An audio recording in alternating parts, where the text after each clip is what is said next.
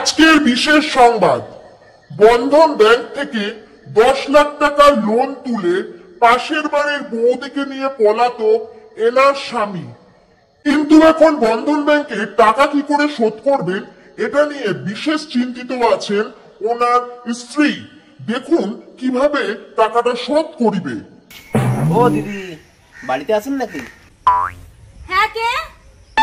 আপনাকে তো আমি চিনতে পারলাম না ঠিক। আমাকে আপনি চিনবেন না, আমি বন্ধন ব্যাংক থেকে এসেছি। ও আচ্ছা, তা কি ব্যাপারে শুনি? শুনলাম আপনার স্বামী নাকি পাশের বাড়ি বৌদিকে নিয়ে পালিয়েছে। ও স্যার, তাই নাকি? তা আপনি কোথা থেকে জানলেন? আসুন স্যার, আসুন, বসুন স্যার। আমি এইমাত্র খবর পেলাম।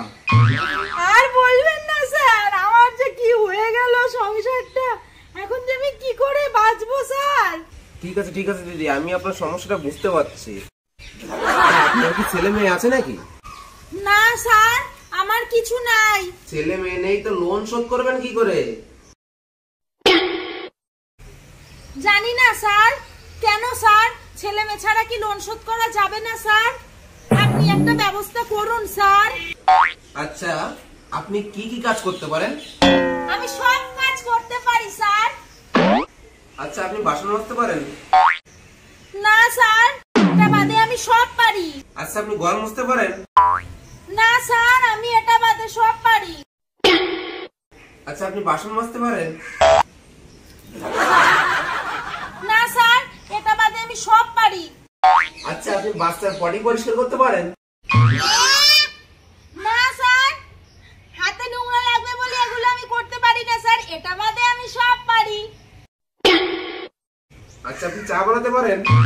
না স্যার, আমি এই কাজটা বাদে আর সব কাজ করতে পারি স্যার। আচ্ছা, আপনি মাঠে চাষ করতে পারেন? না স্যার, এই কাজগুলো আমি করতে পারি না। আমার না ডাস্ট অ্যালার্জি আছে তো স্যার, তার জন্য। এটা বাদে আমি সব কাজ পারি স্যার। আচ্ছা, আপনি কি দোকান চালাতে পারেন? না স্যার। আপনি পারেনটা কি? তখন থেকে শুধু বলছেন এটা পারি না, ওটা পারি না। কি করতে পারেন আপনি? কোনো কাজই দেখছি করতে পারেন না। আমি শুধু স্যার বরফ আর জলজিরা দিয়ে শরবত বানাতে পারি। হ্যাঁ, ওটাই করেন, আর করিয়ে রাস্তার লোককে খাওয়ান। স্যার, আমি ভেবেছিলাম আমার বাড়িতে একটা কাজের লোক দরকার, আপনাকে কাজে নিয়ে নেবো। আপনি তো দেখছি কিছুই পারেন না। স্যার প্লিজ আমাকে একটা অন্য কাজ দিন স্যার, কিছু তো একটা করুন স্যার। কি কাজ দেবো আপনাকে? আপনি পড়াশোনা করেছেন? হ্যাঁ স্যার। তো কি পাস করেছেন? ছোট সেকেন্ডারি, সেজো সেকেন্ডারি, মেজো সেকেন্ডারি, বড় সেকেন্ডারি, আমি সব পাস স্যার। আচ্ছা, লোন বানান করেন তো? এল ও ও ও ও এন, লোন। লোন? এটা কোনো লোন বানানো হলো? অনেকদিন হয়ে গেছে, ওই পড়াশোনাটা ছেড়ে দিয়েছি তো, তার জন্য বানানটা ভুলে গেছি স্যার। আগে লোন বানান শিখুন, তারপর কাজ দেবো। আপনার কি বিয়ে হয়েছে? কেন? না স্যার, এমনি স্যার। বলুন না স্যার। না, বিয়ে করিনি, তবে মেয়ে দেখাদেখি চলছে। আপনি কত টাকা বেতন পান স্যার? এই ধরেন আপনার 20-25 হাজার। বলছি স্যার, আপনার কোনো ভাই আছে স্যার? না না, আমার কোনো ভাই নেই। তাতে আপনার দরকার কি? না, বলছি কি, আমার স্বামী তো পাশের বাড়ির ভাবিকে নিয়ে গেছে, তা সেই এতে ভাবছিলাম যে আপনার ভাইয়ের সঙ্গে যদি আমি বিয়েটা করে নিই। না দিদি, আমার কোনো ভাইটাই নাই। আমাকে দিদি বলবেন না স্যার, আমাকে নাম ধরেই ডাকুন স্যার। কেন? আপনি আমাকে দিদি বললে আমার খুব কষ্ট হয় স্যার, আমি সহ্য করতে পারি না স্যার।